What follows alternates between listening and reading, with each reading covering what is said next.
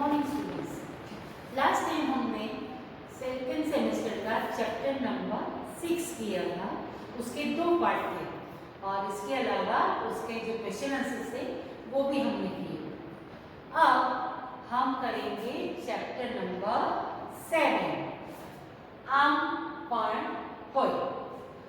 आम यानी ऐसे भी, पण यानी बट एंड होय क्या ऐसा भी होता है, इस तरह से। तो यहाँ पर ये चैप्टर जैसे हमारे सब चैप्टर्स के अंदर चलता है, एक रायम होती है और इसके अलावा एक स्टोरी।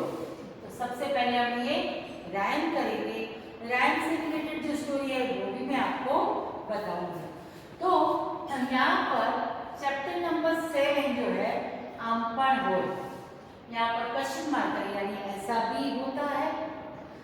तो यहाँ जो है आप पिक्चर देख रहे हैं कि एक आदमी जो है वो दाढ़ी लंबी और चोटी तो उससे भी लंबी। और देखो कितना फनी दिखाया है कि ये चोटी के ऊपर ऐसे लग रहा है जैसे पेड़ की कोई डाली हो, वो डाली के ऊपर बर्ड्स भी बैठ गए हैं, इस तरह से दिखाया है। पर ये बंदा अपने तरीके से जा रहा है, उसको कुछ अता पता नहीं है। इससे भी आपको पता चलता होगा कि ये कैसा बंदा है।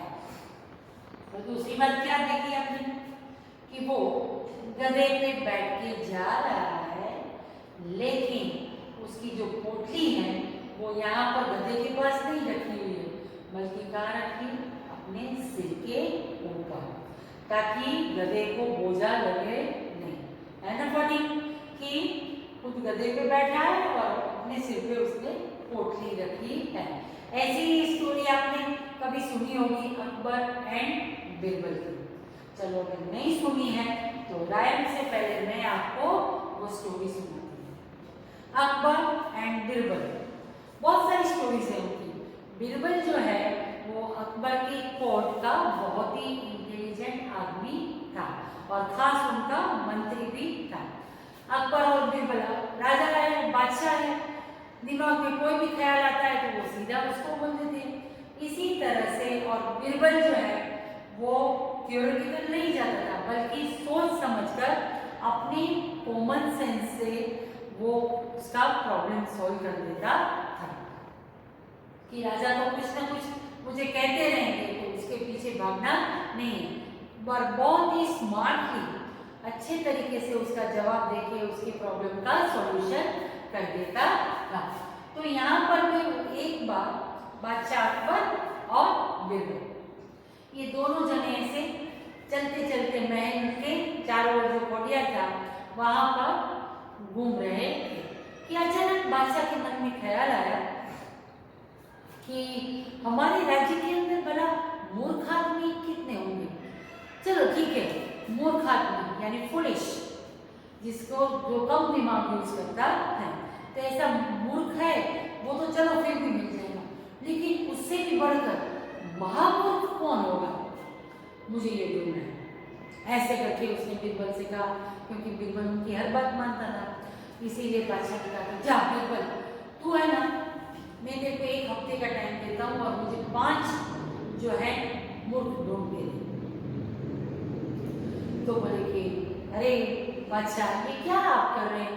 तो बोले नहीं, मुझे है ना हफ्ते के अंदर चल 6 मूर्ख नहीं महामूर्ख यानी मूर्ख से भी बढ़कर बहुत ही ज्यादा सुपर फुलिश ऐसा आदमी ढूंढ के दे, ऐसे मुझे चाहिए। बिरबल ने कहा ठीक है।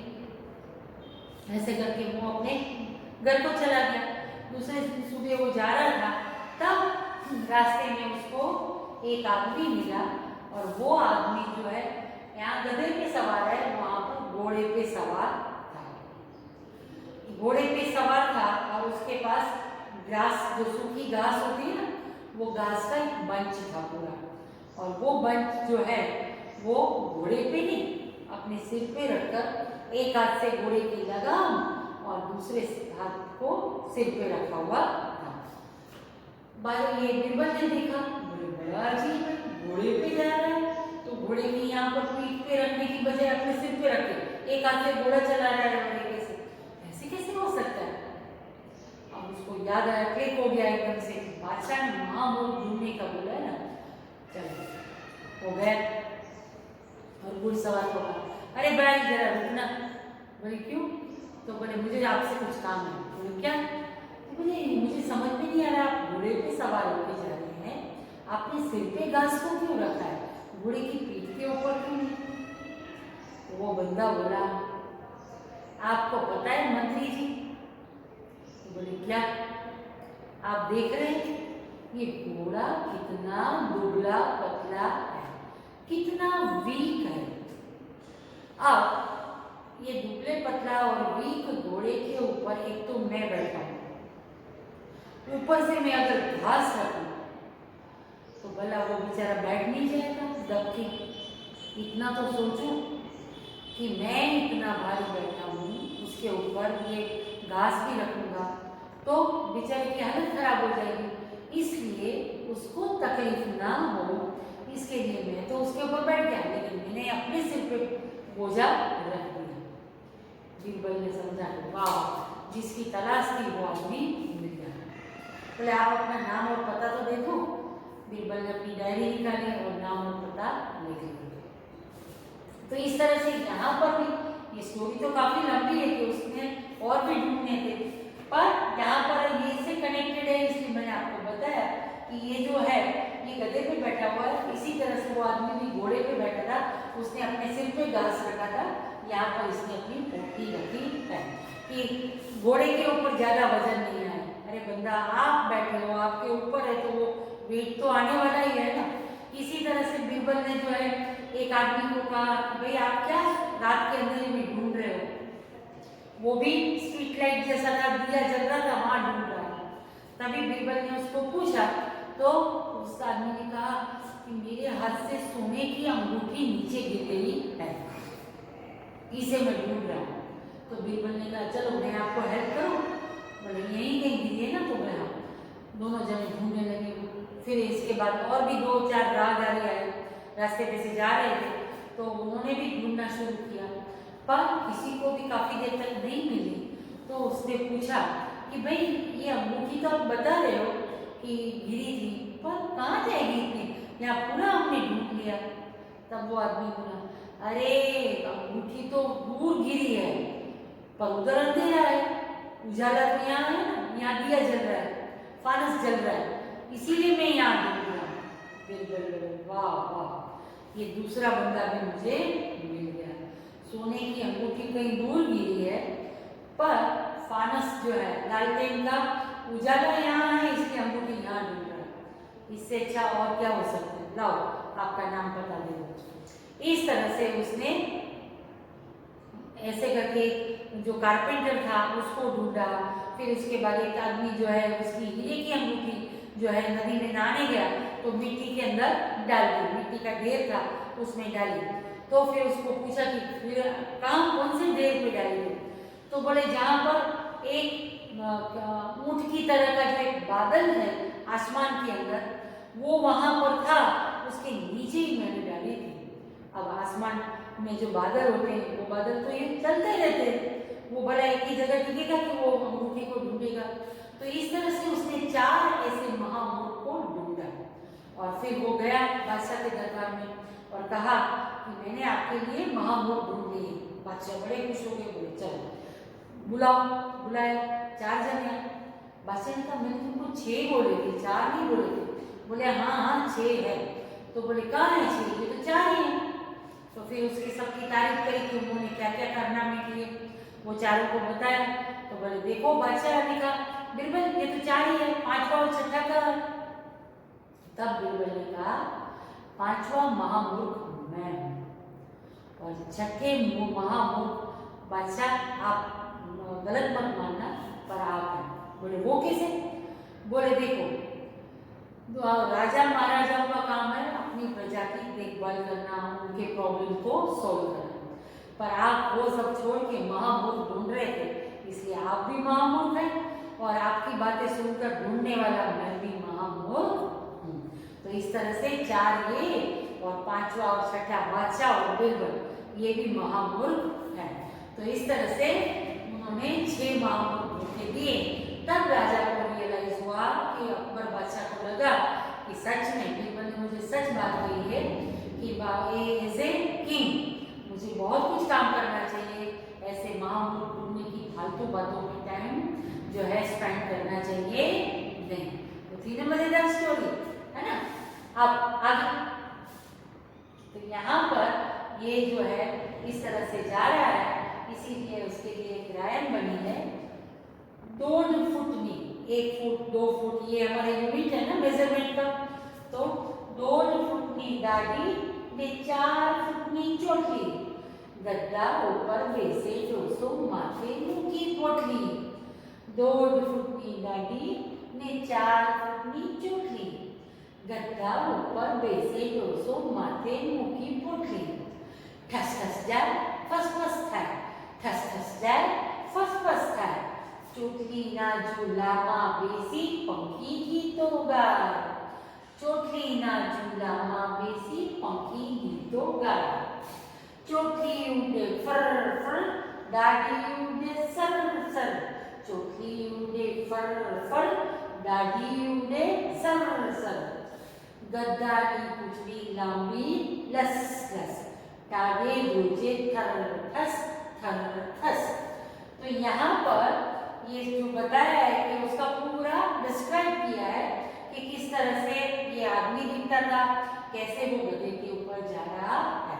तो सबसे पहली लाइन है 2 फुटनी दाढ़ी ने 4 फुटनी चोटी, 1.5 फुट की उसकी दाढ़ी लंबी है और उससे भी लंबी क्या है 4 फुटनी चोटी। અને બેઠો કોણ ક્યાં છે, કોણ બેઠો છે 200 यानी बूढ़ा आदमी। गद्दा ऊपर बेसे 200, गधे के ऊपर बेसे यानी बैठा है 200 यानी बूढ़ा आदमी। माथे मुंह की पोटली, माथे यानी सिर के ऊपर, मुंह की यानी रखी और पोटली का मतलब है गठरी, गठरी उसने अपने सिर के ऊपर रखी है। ठस ठस जाए फस फस थाय, और जाते जाते ठस ठस फस फस की आवाज आ रही है। और चोटी तो देखो कितनी लंबी है, चोटली ना झूलामा बेसी, चोटली इतनी लंबी है कि वो मुड़कर झूले जैसी बन गई है। तो वो जो झूला जो है उसमें बैठ के पंखी गीतों गाए, जैसे मैंने आपको पहले बताया कि जैसे पेड़ की डाली ऐसे मुड़ी हुई हो, ऐसी उसकी चोटी मुड़ी हुई है। तो पंछी को लगता है कि तो जैसे हम डाल पे बैठे और डाल पे ऐसे झूल रहे हैं। तो ऐसे में चोटी के झूले में बैठकर पंखी गीतों गाए, पंखी यानी पक्षी, बर्ड्स जो है वो गीत गा रहे हैं। चोटी उड़े, हवा में जब जा रहा है तब चोटी उड़े फर फर, हवा की चोटी तो जो होती है पीछे जो कई लोग रखते हैं, स्पेशली ब्राह्मण्स लोग रखते हैं, तो उनकी पतली चोटी होती है, थोड़े से ही बाल होते हैं, तो वो चोटी जो है जिसको हम शिखा भी बोलते हैं, तो वो हवा में ऐसे उड़ती रहती है। तो चोटी उड़े फर फर, आगे से दाढ़ी जो है जैसे जैसे यहाँ पर से चिपकी हुई होती है तो वो दाढ़ी थोड़ी थिक होती है, गाढ़ी होती है, लेकिन जिस तरह से दाढ़ी बढ़ती जाती है तो बाल नीचे के पतले होते हैं, तो वो हवा में ऐसे हिलते रहते हैं। तो दाढ़ी उन्हें सर सर, हवा की झोंकों के साथ वो भी सर सर उड़ते जाते हैं। અને ગધાની પૂંછડી तो जो लंबी लस यानी बहुत लंबी, यहाँ से लंबी और ऊपर जा रही है।